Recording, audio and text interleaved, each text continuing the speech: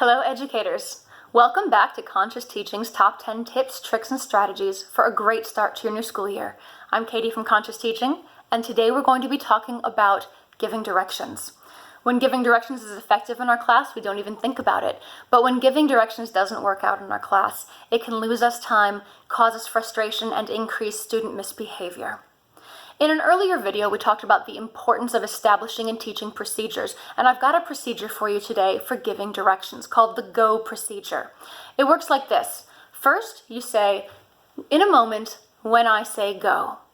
What that does is it lets your students know that there will be a signal for them to start following directions, preventing them from starting to follow the first direction before you've explained the next one. Second thing, you will, and then follow it up with what you want your students to do. You do a check for understanding. For example, are there any questions about these directions? And then finally you say, ready and go. When you use that consistently, students learn to pay attention to the pattern of the language and the steps of the procedure, so that immediately when you say, in a moment when I say go, they start to perk up, oh, this is what we do when directions are coming. Things to consider when using the GO procedure in your classroom. First of all, clarity, and not just making sure that you are telling the directions in a clear way, but also thinking about things like putting the most distracting step last.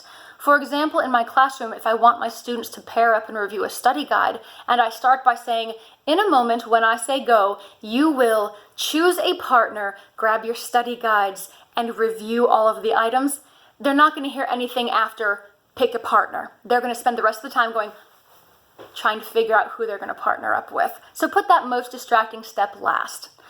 The number of steps, particularly when you're working with our younger students, you want to break it up into small pieces. Don't give any more than 3 directions in one GO procedure. This may mean if you have a longer set of directions that you break it up into pieces, each of which will have its own GO procedure. You want to include a stop procedure so students know what to do when they are done, so they do not then wander aimlessly or start to do things that are off-task behaviors when their procedure is done. So for example, when you are done, sit quietly at your desk. When you are done, take out your reading book, something to signify to them what to do when they've completed the steps. Your check for understanding can be as simple as, are there any questions about what I want you to do? But if you have students that you're not sure if they will let you know if they actually have questions, you might have the students repeat the steps back to you for review. Finally, alternatives to go. If you don't like saying in a moment when I say go, you can replace the word go with some content-specific vocabulary or some random word that they're not accustomed to hearing in the classroom, like snickerdoodle, just to break it up. So as you move forward, think about some times in your classroom where you might be giving complex directions and how you could use the GO procedure to clarify this for students and see more of the behaviors that you want. If you have any questions, please let us know in the comments. Until next time, I'm Katie from Conscious Teaching. Thank you for watching.